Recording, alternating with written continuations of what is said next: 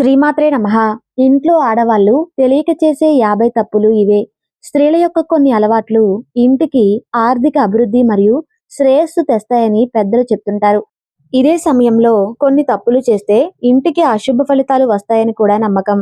స్త్రీల జుట్టు పొడవుగా ఉండటం శుభప్రదంగా భావిస్తారు. అయితే జుట్టు పొడవుగా ఉన్నప్పుడు కూడా దాన్ని మడతపెట్టి నడుము పైభాగం వరకు మాత్రమే ఉంచేలా జాగ్రత్త వహించాలి.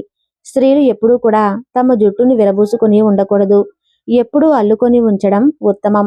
అలాగే తల వెంట్రుకలు దువ్వి వాటిని ఇంటి నిండా పడిపోయేలా వదిలేయటం కూడా శుభం కాదు. ఇవి లక్ష్మి దూరం కావడానికి కారణమవుతాయని మన పెద్దలు చెబుతూ ఉంటారు. స్త్రీలు చీపురుని కాళ్ళతో తన్నకూడదు. చీపురుని దాటకూడదు. చీపురు కట్టతో ఏ జంతువును కొట్టకూడదు. చీపురుని ఎప్పుడూ నిలబెట్టకూడదు. నేలపై సమతుల్యంగా ఉంచాలి. అలాగే చీపురు ఇంటికి వచ్చిన అతిథులకు కనపడకుండా ఉంచడం మంచిదని అంటారు. స్త్రీలు భోజనం చేసే సమయంలో కాళ్ళు ఊపడం శుభం కాదు. వంట చేసే ముందు పొయ్యి మీద ఎంగిలి పాత్రలను అలానే పెట్టి వంట చేయకూడదు. ఇంట్లో తలుపులు బిగువుగా తెరవటం, గట్టిగా మూయటం అంటే శబ్దాలు చేయరాదు. సాయంత్రం 6 దాటిన తర్వాత ఇల్లు ఊడ్చటం లేదా శుభ్రం చేయటం అశుభకరంగా భావిస్తారు. అర్ధరాత్రి వరకు నిద్రించే అలవాటు ఉన్న ఇంట్లో అశుభం పెరుగుతుందని చెబుతారు.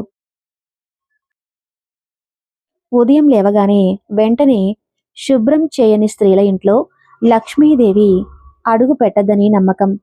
ప్రతిరోజు సూర్యోదయానికి అరగంట ముందు నిద్రలేచి ఇంటి ముందు కల్లాపు చల్లి ముగ్గు వేయటం వలన లక్ష్మీ కటాక్షం లభిస్తుంది. ఈ పనిని ఇంటి యజమానురాలు స్వయంగా చేస్తే ఇంకా శుభ ఫలితాలు కలుగుతాయని శాస్త్రాలు చెబుతున్నాయి. రోజు స్నానం చేస్తున్నప్పుడు పాత మాసిన బట్టలు విడిచి శుభ్రమైన బట్టలు ధరించాలి. ఇంటిని తుడుస్తూ నీటిలో కొద్దిగా రాళ్ళ ఉప్పు కలిపి తుడవటం శుభ్రతకే కాదు, నెగిటివ్ ఎనర్జీ తొలగింపుకు మంచిదని పెద్దలు చెబుతూ ఉన్నారు. ఇంటి గేటు ముందు ముళ్ళ మొక్కలు లేదా ముళ్ళతో కూడిన పొదలు ఉండకుండా చూసుకోవాలి.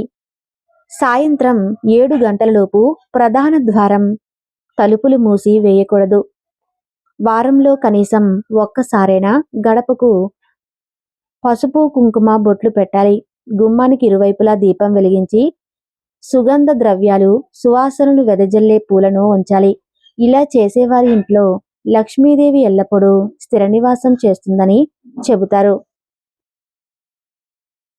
స్త్రీలు అపశబ్దాలు మాట్లాడటం లేదా గట్టిగా మాట్లాడటం కుటుంబానికి శాపంగా మారుతుందని పెద్దలు చెబుతూ ఉంటారు. అటువంటి ప్రవర్తన ఉన్న ఇంట్లో లక్ష్మీదేవి దూరంగా ఉంటుందని నమ్మకం.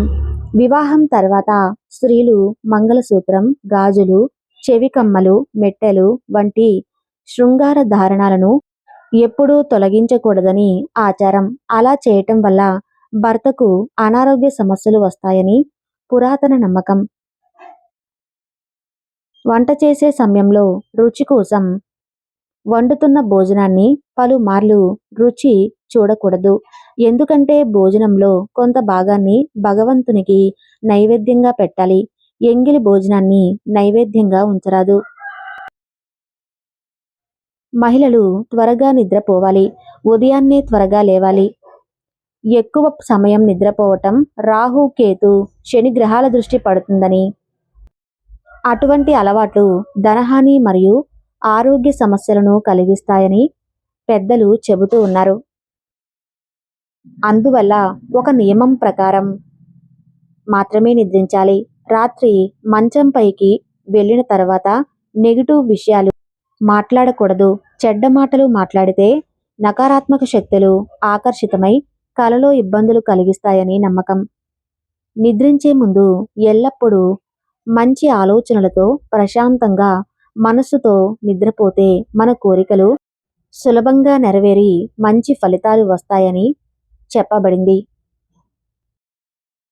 మంగళవారం, గురువారం, శుక్రవారం, శనివారం రోజుల్లో ఎంత తొందరగా వీలైతే అంత త్వరగా నిద్రలేచే ప్రయత్నం చేయాలి. శాస్త్రాలలో చెప్పిన ప్రకారం ఈ రోజులలో ఆలస్యంగా లేచే వారిపై వివిధ దోషాల ప్రభావం ఎక్కువగా ఉంటుందని పేర్కొన్నారు.